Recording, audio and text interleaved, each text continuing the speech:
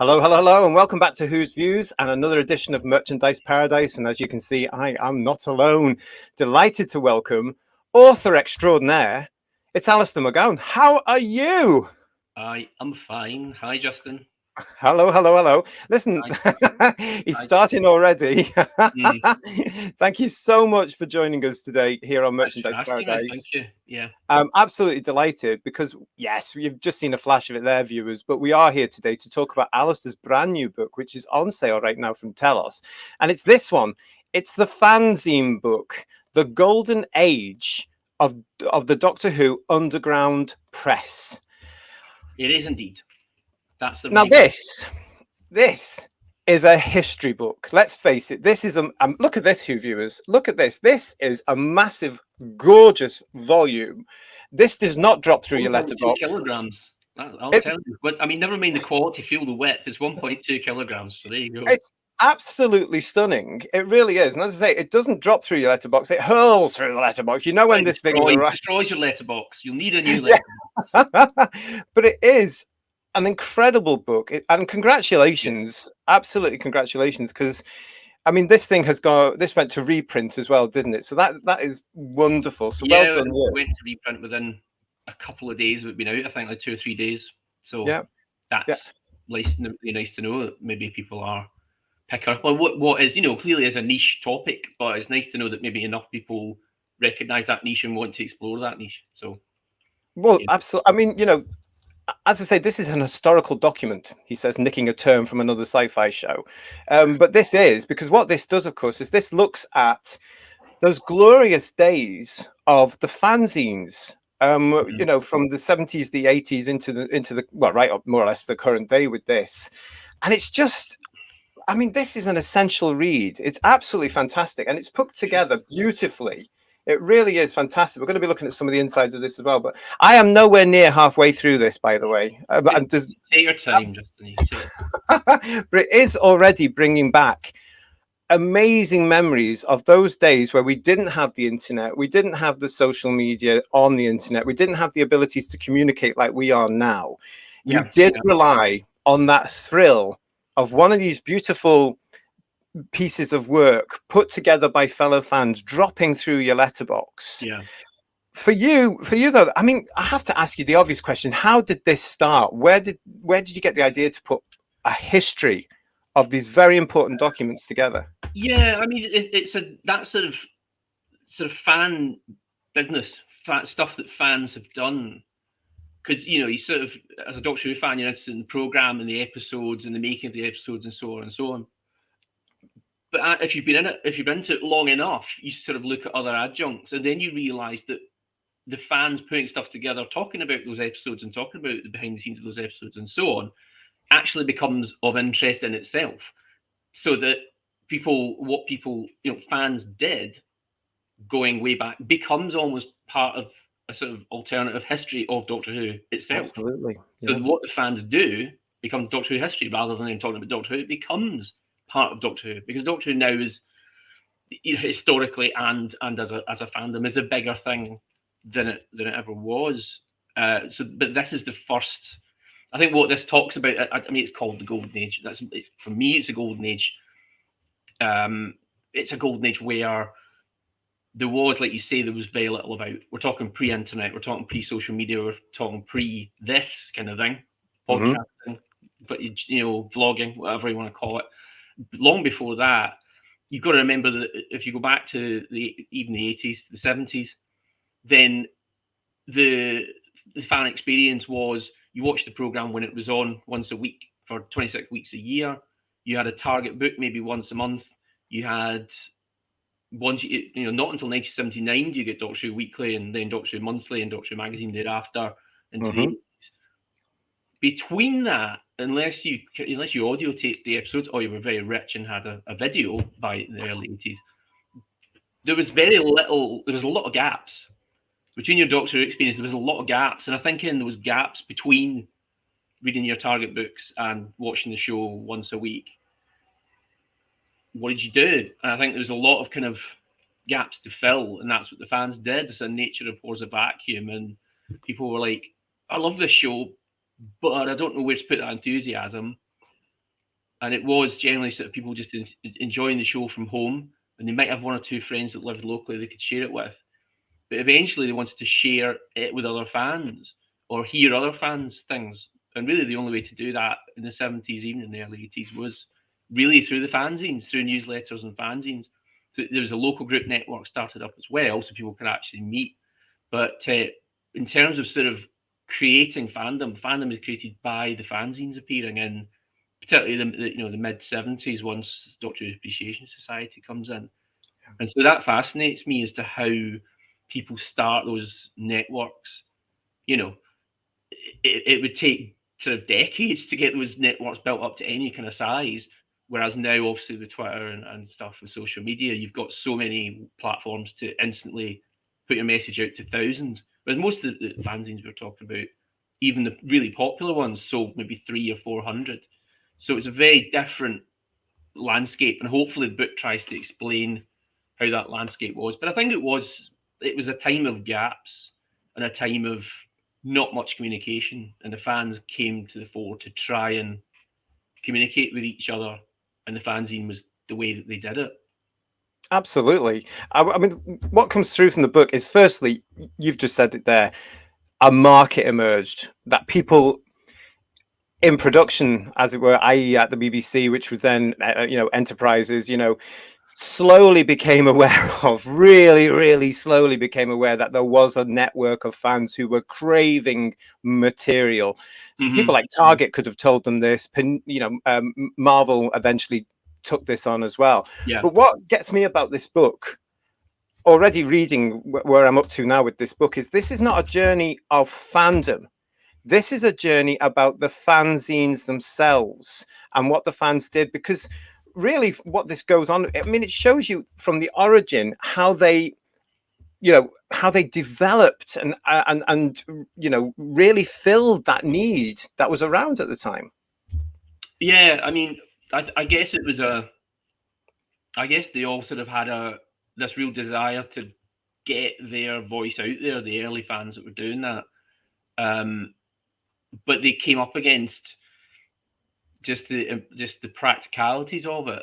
Particularly when you're talking back to the 70s, mid 70s, late 70s. Really, there's one fanzine in 1972. There's a little. The book goes into the 1960s and the kind of pre-history of the fanzine with the newsletters from the Doctor Who fan club, which was Larry Leake and Philip John Oliver, and then taken over by Graham Tattersall. It's not really until 1972 that Keith Miller in Edinburgh takes over the fan club, and he starts initially monthly newsletter. It becomes bi-monthly later, and he kind of sets the template for what you can do. But there was one fanzine. That was it. It was Keith Miller's Doctor Who mag, or DWFC mag, or various titles. And then it's not until 75 he takes a break, enforced break, because the BBC withdraws its funding to him. And out of that gap, that hiatus, the Doctor Who Appreciation Society begins to happen. A fanzine called TARDIS, which was run by Andy Johnson, is taken over by Gordon Blows. And Gordon Blows becomes part of DWAS. And then TARDIS becomes part of DWAS. And then that becomes a sort of national thing, even bigger than Keith Miller, who I think did amazing work, but was limited by the fact he did everything himself. The DWAS very quickly had 4, 5, 6 people who were doing different things, and that allowed them to reach more people, get more stuff out there more quickly, more regularly. But really, there's, by even 1976, you've got TARDIS from the DWAS, they've got Celestial Toy from the DWAS, which was a sort of absolutely thing. So you have those two things starting up, and you have Doctor Who Digest, which was Keith Miller's new project, which he was doing without the BBC backing. So he was doing that independently himself, which meant he had to kind of charge more money for it and outlay the money. But that's, so in 1976 until sort of 1977 comes along, there are only 2 fanzines. So it takes a long time. And it's the first, the DWAS starts the first convention, which is in August 1977. And that's where the first other fanzines start to appear. And they're all London fanzines. It's things like David Howe's Surbiton fanzine, Bika, people like Owen Tudor, people like that, Von Oliver. They're all London fans. Kevin Davis as well. Kevin Davis was a sort of active fan as well. Later went on to become director and documentaries and stuff like that. Worked on Hitchhikers and so on. But it was those fans coming through largely in London, maybe about 1977, and then it starts once you get a critical mass, or I think once TARDIS and Celestial Tourium became big enough for the DWAS and reached enough people, they said, hey, you can start a fanzine as well. And so all the people, first in London and then into provinces, into the Midlands and so on, all started. I'm not allowed to say provinces because somebody said it's... I'm from Scotland. I'm as provincial as they come. But, people outside of metropolitan elite were able, you could do it as well. But it was a slow growth, and a lot of that was just to do with the technology. It was very difficult to physically produce a fanzine back then. That's something you go through in the book as well, because for anybody who hasn't yet seen this book, and this is really, I recommend this book hugely.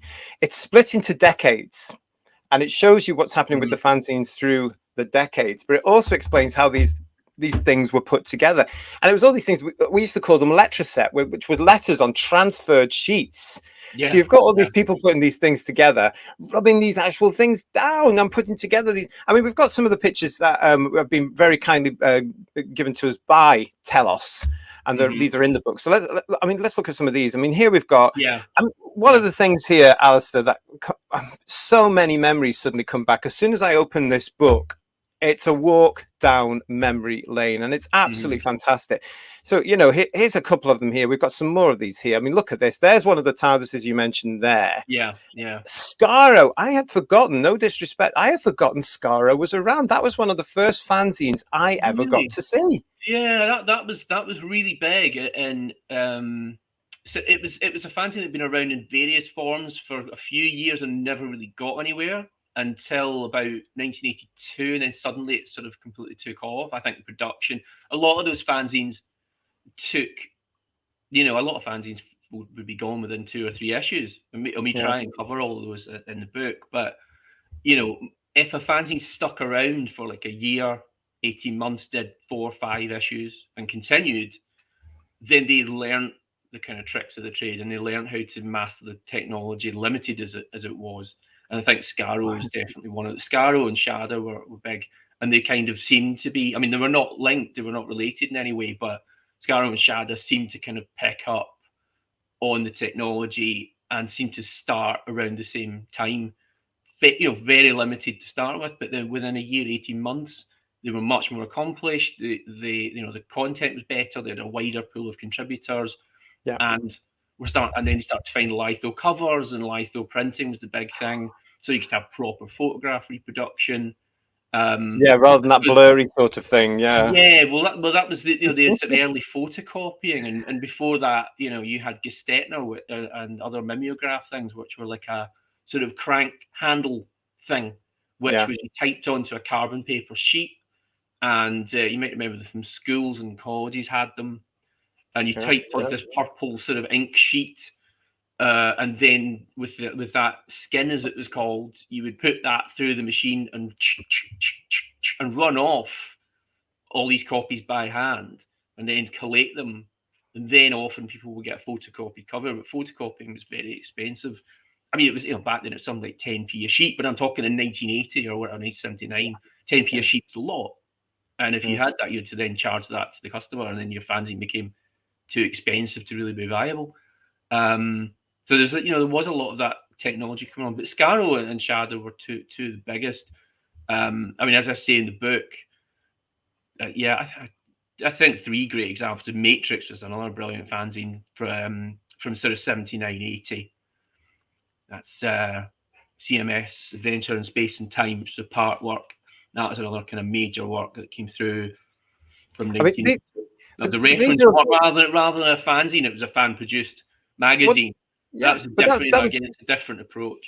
Yeah, that was the brilliant thing about this. I mean, with that one there, I used to crave these you know, whenever I could see them, whether, you know, early days of fandom, it's not what, you know, it's not what people will know today. I mean, you know, there weren't comic marts as such around as well. There weren't, you know, places you could go to get it. You had to be aware of this sort of stuff. There So, were comic marts, but they were not where I lived. No, exactly. You had to. I mean, I lived in Glasgow, so I was quite, you know, I could be quite central to these things. So I was quite lucky that I was able to get involved in sort of local group fandom when I was 13 or so. 13. And we had Wow. a couple of comic shops in Glasgow city centre, and there was a comic marts maybe every 3 months or something like that. And that's where we used to go. So you would pick up things like fanzines and old back copies of TV comic or whatever, not on like a daily basis, but at least it was there. But you're right. I mean, that's a thing of fanzines as well. It was important because if you lived in, you know, name your backwater, you know, let's if you lived away from a city in Britain, yeah, you know, if you lived in a sort of rural area or somewhere off the beaten track, off the trains, you know, it wasn't on the train line or whatever, then, you know, it was so important that you would get a Celestial Toy Room or something like that through the door to get posted to you, and that was your connection to fandom, because you couldn't really get to conventions or even a local group. And as I say, my experience was growing up in it certainly initially I grew up down south, but by the time I was a kind of card carrying fan, then I was close enough to a major city that I could get involved. You know, even with the Edinburgh group had activities on as well. They had a convention. I remember the Time Lord and the Thistle in early 1985. Wow. Just small little conventions, and I was able to go to that when I was 14. And you would go to the conventions, and they would have dealer tables or other fans saying, "Oh, do you want to buy a fans?" And you're like, "What's this? What is this?" Absolutely. And so you got into that underground that way. So, you know, there was various ways to come to it. But maybe it probably was a lot harder if you were kind of outside the major cities, but you could still get it. You know, everybody could take part. You could all take part in getting stuff sent to you in the post. So well, that was the thing. I mean, I was introduced to fanzines from a friend of mine that had gone to one of these gigs that you were mentioning there up in, I think it was Glasgow, and he came back with this thing, this, you know, this booklet type thing, and I was just like, oh my goodness. But one of the great things was is that sometimes I wonder what it was, because I was probably there. I wonder what. Oh, I couldn't tell you. I don't know where it was, but I remember seeing. I remember seeing in it, and sometimes they had adverts for other ones. And you would send off for them, and they would. So there was that supporting network there as well, really, where they would say, you know, I've got a mate that's doing this one, and I've got a pal that's doing this one, and that's how I learned about Celestial Toy Room and TARDIS and the Doctor Who Appreciation Society and what they were doing. And you mentioned them a few times in the book, of course, because TARDIS was a big deal for a lot of us. I mean, this cover with Cyberman on in the top right-hand corner was my first TARDIS. Right. And I remember that. Goodness knows where it is these days, but that was my introduction to that. Yeah, that might be the first one I saw, actually. It may have been that one, but I think actually, now I think about it, I think it was the one that was on sale at Longleat. Now, I wasn't at the Longleat event in '83, but a friend was, and he brought stuff back. Fabulous. And he brought back the contact information for joining DWAS, and that's how I got to join DWAS. So it was just on the back of Longleat. So, and the one, it would have been the first issue of 1983, which I think is the Hartnell and the Sensorites cover photograph. So that's the first one I ever saw, which of course was by this point, TARDIS was very glossy. That was the thing. And some people didn't like it because it was too glossy. Oh, really? I loved TARDIS because it was like a sort of unofficial DWM. You know? Yeah. So you really had, if you were most fans, you just had DWM, and you just loved that and devoured it and read it 10 times. Yeah. But otherwise, there was nothing else. So once you got into DWAS, and once you got things like TARDIS and access to other fanzines, there was a sort of unlimited amount of fanzines, really. But TARDIS then, by early 1983, was very glossy. It was all typeset. Their photographs were all brilliant. Again, it was a litho printing. They had glossy card covers. I think a lot of the old timers from DWAS weren't so keen on that because they found it was too glossy. It was too professional. Too professional looking. Which, you know, whatever. Wow. But that's all something as well I talk about in the book. That kind of tension between you know, it being fanish means it has to be kind of tatty about the edges and uncensored and says what it wants. Whereas Dwas were glossier, glossy quite early. Fanzines became even glossier as we went on. We got color photographs and stuff like that. But Yeah. it was the thing that Dwas had that maybe some people would see TARDIS as not being a true fanzine because it was checked. It was all checked by the BBC, and if they let stuff slip through, J&T or whoever, Graham Williams before him, would come down on that. Yeah. Chris Crouch at BBC Enterprises would get involved or whatever, who sort of oversaw Doctor Who merchandise. And while they didn't see fanzines as being merchandise, and that was fine. Yeah. If you got too big or if you were too contentious, then they would come down on you. And so that was a kind of risk of free speech, or whatever you want to call it. That the idea for some was that true fanzines were kind of untrammeled and uncensored, whereas TARDIS was a bit. It was a bit too slick. It was a bit too professional, but also it was the BBC were kind of checking it as it went out. CT was very much, Slice Auditorium was very much checked as well, and that's something I talk about where fanzines occasionally, because usually there's nothing more controversial than what somebody thinks about Arc of Infinity. That's usually the sort of most controversial thing you'll find in a Doctor Who fanzine of that time. But as things went on, people started to, I think particularly about the hiatus time, where we call it cancellation time, about 85, with the show off the air, I think people got a bit fractious and a bit bored and a bit lacking the show being there. And so with that gap. And you cover all that in the book as well. Came in, Yeah. I mean, you do cover that in the book, and it's all. This is detailed. This book, and as I say, it's down by decades. Yeah. That book at that time around about the mid 80s, it's all documented. And I just want to show people as well who haven't seen it. It's presented beautifully. I mean, this is an example of the layout here, and as you can see, look there on the right hand side, there are some beautiful images there from the original Celestial toy rooms. The original. That's the original sort of year of it. It's beautiful. Kind of becomes, because it ran for a couple of years before that as a kind of pen pals and sort of swaps and fan, sort of local group activity. But in that year, there is this 1978 volume where it did become. It still wasn't quite a newsletter, but it was getting newsier and newsier. It becomes really a proper newsletter from 1979 volume, but that's the 1978, which had these covers that Jeremy Bentham used to write. Jeremy Bentham being the kind of major Doctor Who historian in that era. Bless him. He would make up these kind of false, like, have you seen these people? So he'd make up like a false news headline based on a Doctor Who plot line, like BBC Blackout at Devil's End or whatever it was. So that was the kind of conceit of that. But in the pages inside, it was becoming more and more of a newsletter of, who was leaving the show, who was joining the show, new companions, or events that were on, and what target we're doing, what target routes were coming out. So it became much more a monthly newsletter at that time. But that's what that is. But yeah, I mean, in terms of the images, we've got, I think there's about 1,000 different covers probably in there, something like that anyway. And we could have done another 500 easily, which we had sort of sitting by. So sorry if yours didn't make it. There's the frame put together by David J. Howe, who's my publisher, and Steve James Walker as well, Mark Stammer. Yeah. So Howe and Walker are the publishers on this book. And frame obviously was, but I mean, probably the frame is one of those ones that I think for a lot of people, they probably, who maybe came to fanzines and fandom in mid to late 80s, it's synonymous. If you think the fanzine, they think DWB, and then that came out in 83 and was massive by 1985. But by 1987, the frame came along, and that was a kind of really big thing. So again, people huge fanzine. I think of a fanzine, they probably think of the frame.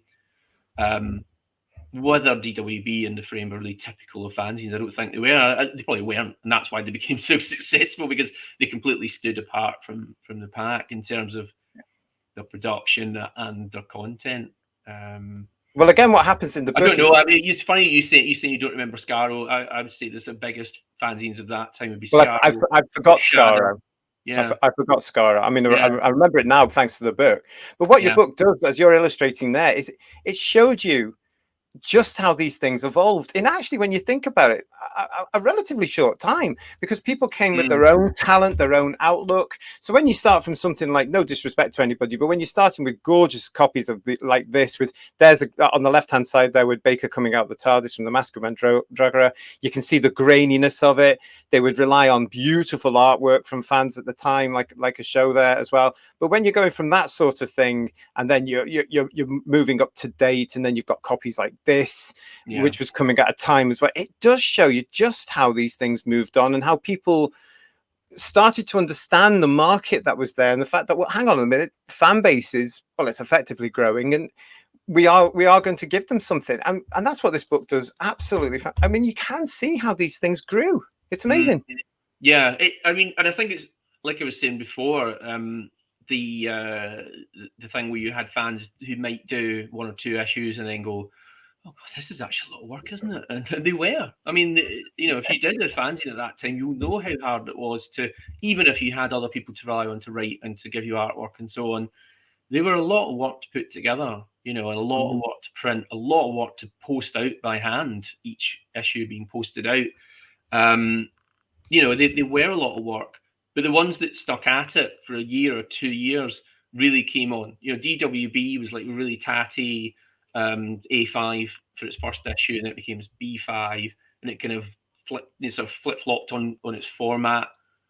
And then about a year later, it suddenly looked like a sort of corporate newspaper. The production levels just shot up, and that's when it's got its audience, because people found it easier to read. It was a delight to read, rather than going, I can't quite read that. Like you see fuzzy grey print, fuzzy grey photocopies, whatever. And Yeah. suddenly, I mean, the frame similarly was put together. David J. Howe had been doing the Surbiton fanzine 10 years previously. I mean, it's incredible when you think about it. So was it frame? Oh, frame was 86. So yeah, so that was 9 years after his first fanzine, which was Surbiton fanzine, which became Oracle. So he had years of experience of doing that, and then he went to the DWAS and became DWAS reference department officer. So he was doing a lot of publications there. So he had sort of 9 years experience of doing fanzines. It seemed James Walker had years of experience as editor on Adventure in Space and Time for Cybermark Services. So it was that, so he'd been doing that for sort of probably 5-6 years. So they both knew how you produced a fanzine and what innovations were coming through in sort of photocopying technology and lithoprinting technology. So if you stuck around, your fanzine only got better. And that's what I was saying about Scaro and Shadow before, is that if you stuck around for 2 or 3 years and still kept the enthusiasm, then generally they picked up the tricks of the trade, and they got to know the printer down the road, and they got to know how you could make it better, how you could get in color. I mean, the frame there that you saw was the first year of the frame. That's the first 4 issues. Right. That sort of first volume, really. And it has a color, spot color masthead.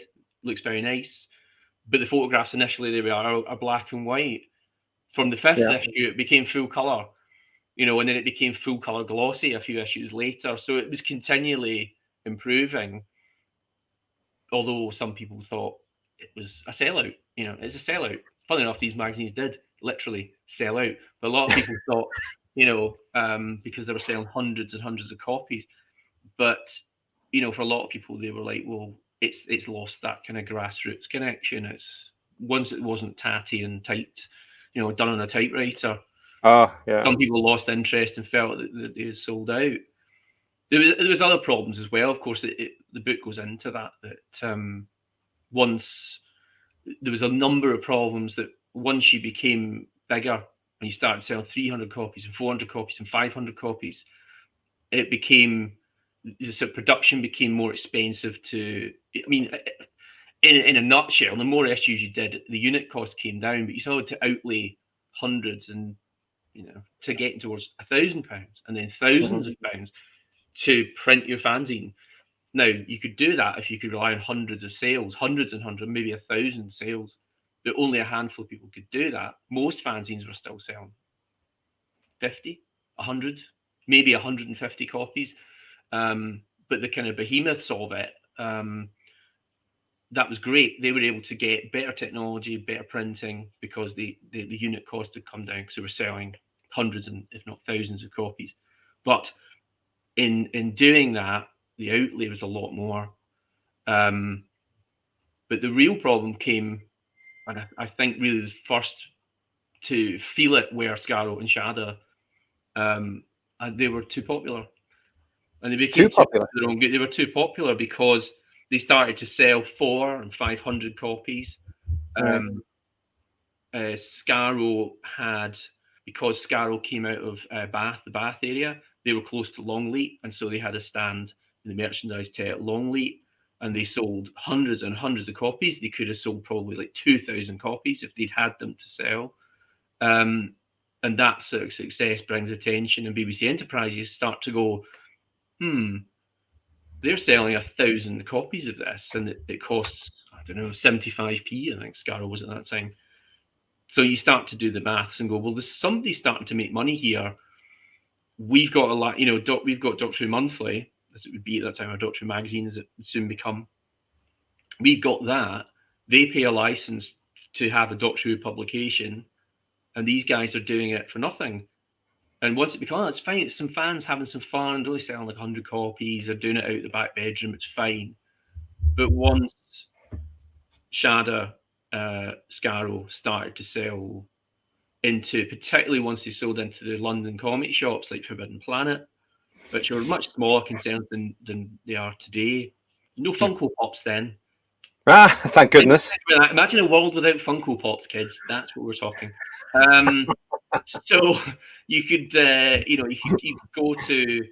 I don't think Forbidden Planet was quite as widespread. I don't remember one in Glasgow, although I do remember comic shops which did have some of the bigger fanzines, but we didn't have that kind of Forbidden Planet stroke Titan network at that time. So it wasn't quite as widespread, but certainly London, and of course the BBC were based in London, they would go into Forbidden Planet and go, this is on the shelf, take that off. And some fanzines were all right and others weren't. And things like DWB was another one. DWB was selling too many for the BBC's liking. And we'd sort of unearthed in the book, I managed to unearth a memo. Thank you to Richard Bignell for finding us a load of, giving me access to a load of unpublished BBC correspondence, which we try and show in the book from the early to mid 80s. That basically Chris Crouch was the guy, BBC Enterprises, who was in charge of sort of, there's the name, licensing Doctor Who, indeed, licensing Doctor Who merchandise and not licensing Doctor Who merchandise. And he writes a message to the legal department of the BBC saying, yes, I want us to pay attention to this DWB. It has become too big, and in my opinion, is no longer a fanzine. And so if Crouch was saying you were no longer a fanzine, you were in trouble, because that meant you really had to, what are you going to do? I think there was only two options. One was you shut down and you no longer existed. Or the other option was that you signed a license and became a licensed publication, except you couldn't, because they had a license. Marvel had a license for Doctor Who magazine. So really there was nowhere to go, because you couldn't, even if you wanted to, you couldn't sign a license to be a licensed fanzine. So from that point on, the ones that were selling 500, 600, 700, 1,000 copies were on thin ice. And DWB was the one that they went for, not just because it was selling a lot, because it was so contentious. Had so much to say about JNT, John Nathan Turner was producing the show at the time. A lot of sort of controversial editorial. A lot was written by Ian Levine, who had, after he fell out with John Nathan Turner, he had a kind of relationship within the production office about sort of unofficial continuity advisor to Doctor Who, and had a fallout over things like the casting of Bonnie Langford at the time, which was hugely contentious then in 1986. So, DWB was probably the one that was in Chris Crouch's sights the most.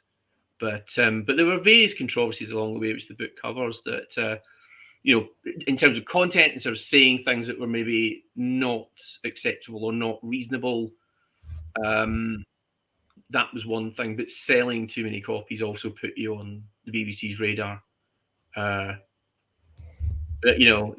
particularly when the show was on the air. I think the show's on the air. Marvel has a license for DWM. What are you going to do? Once you got past 500, that kind of glass ceiling stopped. And as we say in the book, like Shada and Scarrow, particularly Shada, which was Gary Russell's fanzine, he had already sort of crossed the sort of line to the professional side, and he was doing DWM. So if you're writing for DWM and your fanzine's kind of contrary to that, and the BBC are looking at that and saying, this is selling too many copies, he gave it up. Why wouldn't he? There was just no way Gary could continue Shada. He didn't have the time to do it, and he didn't have. It was harder to do it because there was just too much attention. I think, as he says in the book, he says it was attracting attention to the BBC and the wrong kind of attention. So that was another difficult thing that fanzines came up against. The BBC were always just having a little kind of glance, going, not sure about that, and usually they let it go because the fanzines were selling, tens, dozens of copies, but some were selling hundreds, and that brought attention. So fanzines got too big for themselves, I think, is the kind of overall narrative in this golden age. It changes after that, but I think in the golden age where the show was a live proposition, was still on the air, the BBC did keep a little. They always kept it on their radar just to check that nobody was overstepping the mark.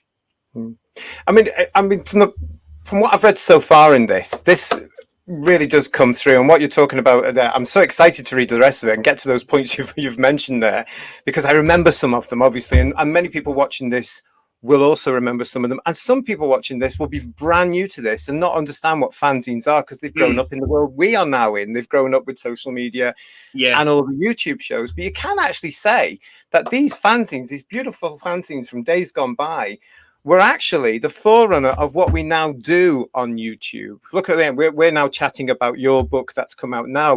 There's lots of content makers now. We're appreciating Doctor Who and other shows as well via our content, via a mix of shows and different ideas, and we're putting it all together, and it's fans working together the parallels already, I noticed as I started this, are there, and you just think, wow, these things have now, they're still around. They're just in a different format completely, and it's here now with what we're watching. It's fans conversing with other fans and fans putting their opinions across. It's just that back then the only way to do it was to get to your local photocopying shop and pay the money to print it and hope that you didn't lose too much money or end up with too many piles of it stuck unsold under your bed, really. But it's the same activity, isn't it? It's just different means to an end. Back then it was about getting photocopied, typing up stuff, photocopying it and putting it out in a magazine, advertising it in Slice of Toy Room and hoping enough people would bite and buy it. But it's still the same, I guess, that people just want to put something out there, put their opinion out there, get their voice out there, their reviews of latest episodes or old episodes, whatever. And it's just that back then it was done on kind of photocopied paper. That was the way to get it round. There was no real other way to do it. As I say, there was a vacuum. And how were fans going to converse? Yes, they could meet in local groups if you lived somewhere central enough. But otherwise, how are we going to do it? There's no internet.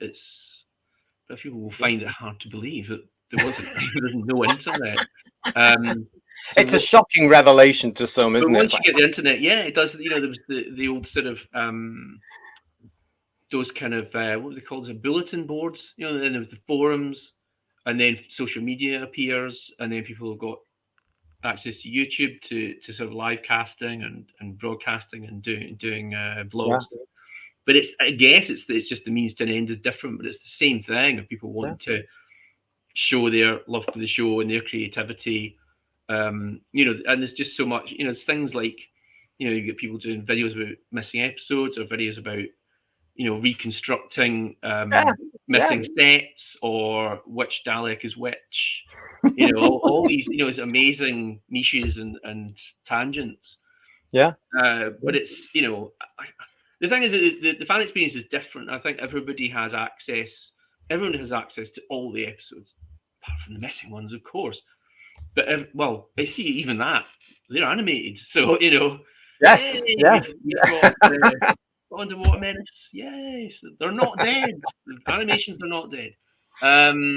So you know, people have access to the episodes. I think you know, so what Doctor Who fanzines or fan communication, fan creativity, whatever, has changed, in that your early fanzines were kind of trying. I think we're trying to preserve the show, which was in danger of becoming a kind of forgotten folk memory. You know, the early fanzines in the 70s are saying, "Do you remember this story with, you know, John Malone with William Hartnell and the giant ants?" And it was trying to, you know, nobody knew what these stories were called, and nobody was ever going to see these stories again. And Joanne's tried to get episodes to show at conventions. But I think the early fanzines were about sort of trying to recapture a lost time that you were never going to see again. And then sort of cataloguing stuff. The fanzines were a lot, by the late 70s, they were a lot about trying to catalogue stuff, you know, hence the kind of part warps and the episode guides. And then I think by the sort of early sort of 83, 84 video, because people have got home video, it changes.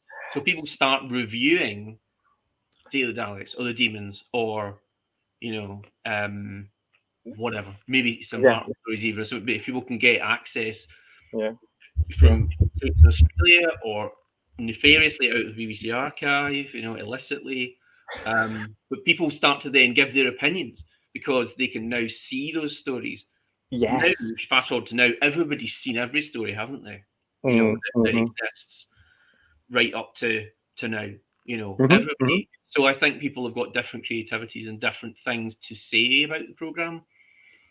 Just because back then, in the early days, I think a lot of it was about creating a history of the show and, as I say, a catalogue of the show. So a lot of those early fanzines are lists, you know, listings of stories, listings of things they remember, listings of merchandise and stuff from the 60s. And this was, you know, by 1979, people thought that the 60s seemed like it was another era, when in fact it was only a decade before. But I think now it's different because everyone, I think people are more creative in what they do, you know, or the Doctor Who is used as their kind of creative outlet, but they don't have so much to kind of, you know, they're not cataloguing the history or cataloguing episodes because everyone has it. So if you're going to do something, there has to be some spin that you put on it, or some niche that you're following, because you know the show is just so accessible now via streaming and DVD and stuff like that. You know, the Blu-ray collections and stuff. Stuff that, you know, I mean, is everything from 2005 is on iPlayer, isn't it? All the episodes are on. As far as I'm aware, but this is the stuff you're illustrating here. This is the stuff that could only be dreamt of in the 70s and the 80s and the 90s. We had no idea where it was going to go. But one thing about it all is that the fanzines did bring the fans together. And we realized through this time that there were more fans like us around there. They were all around the country. And then we suddenly realized that it was all going worldwide as well. And this book brings all this together. It is a real history of the fanzines. It is indeed a golden age. I will absolutely, I absolutely get you on that one and totally agree with you, because it's magical. And as I say, even the bits of the book I've read so far, it's a walk down memory lane, and it's just wonderful to see. And, you know, congratulations on putting this together. I mean, I'm going to show it again. Look at this. This is massive. This is going to be a great read. It's bigger than, at one point we were looking at about 240 pages, and it was becoming clear that if we were to get enough of the images in that we had, as I say, there's about 1,000 images in there. We had to extend it. So it's 288. So 288 pages plus the covers now. So it ended up a bigger doorstop than we imagined.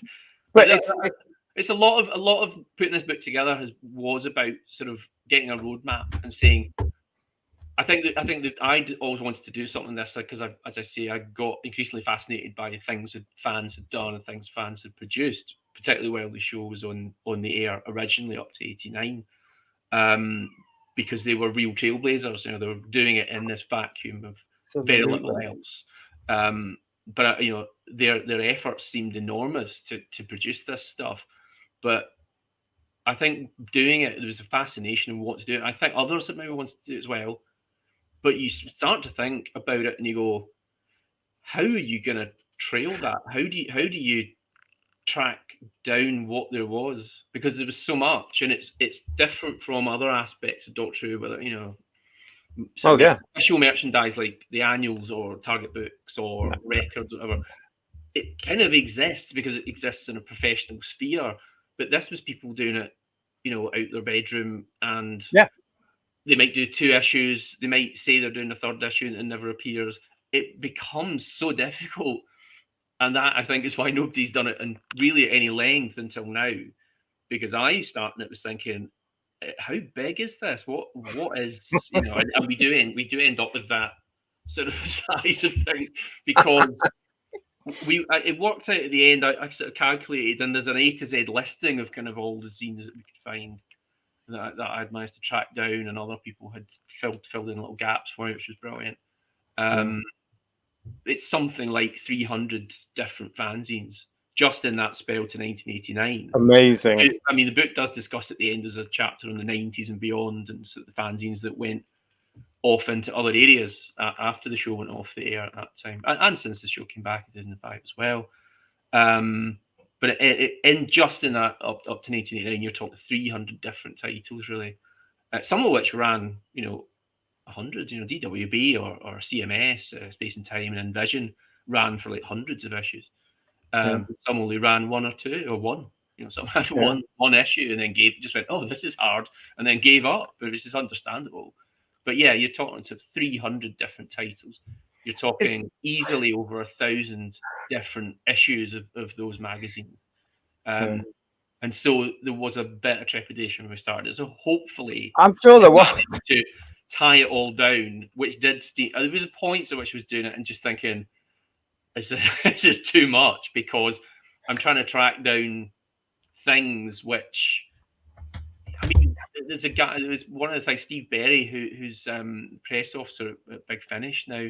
He put together a fanzine for the Blackpool local group, which was called Tower, in '88 or something like that. It was, and that he admitted. He said, really, Tower was a magazine made by a dozen people for a dozen readers. That was all. It had that small an influence. So things like the local group newsletters, come fanzines, were really, really small. Even something like APC, which was Edinburgh's newsletter, which ran in tandem with Matrix, was something like, I think it says on some of them, it says print run 26 issues.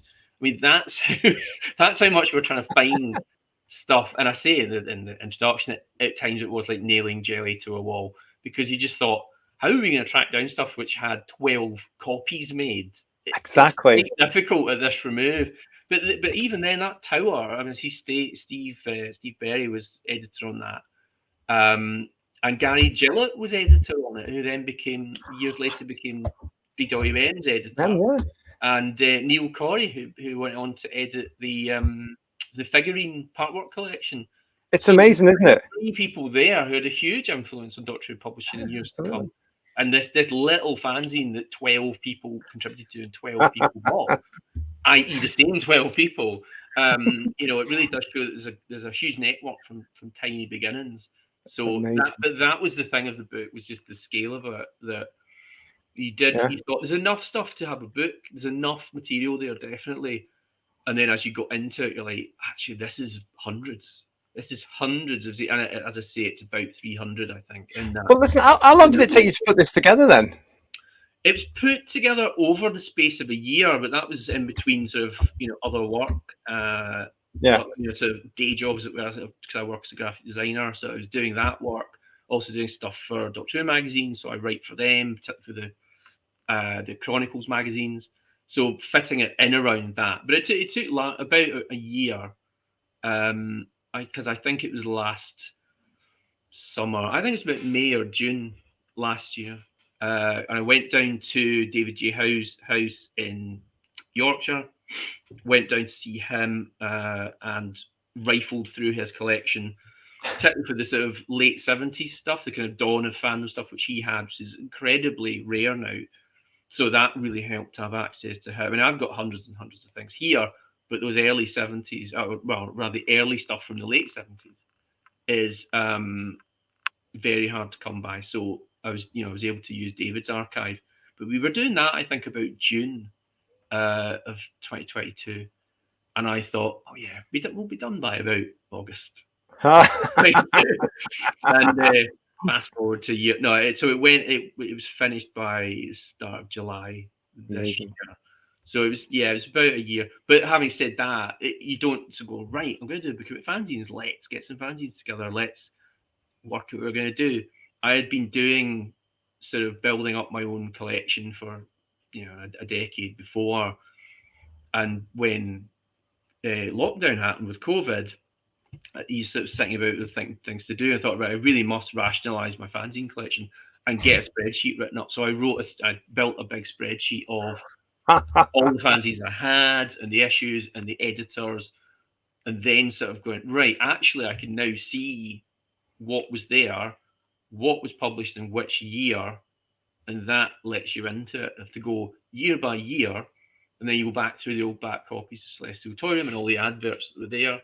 You go back through that, and that gets you a chance to go month by month, year by year, what was coming out, and that sort of forms the backbone of the book. That's kind of really where it comes from. But I had a couple of people like Richard Molesworth, and latterly in the process, Martin Wiggins, who writes the foreword. He also let me see. He had constructed a kind of listing back in the day. So he had a listing. Richard Molesworth had a listing. So we could sit and kind of. So I sat down and compared and sort of triangulated all these different spreadsheets and things that people had done of their collections to try and work out any of the gaps, to fill the gaps, to go, right, there were 4 issues of that, there were 5 issues of that. You see? But you have to do that because there's no, prior to this, there's no listing that's as comprehensive as this. I can say that hard.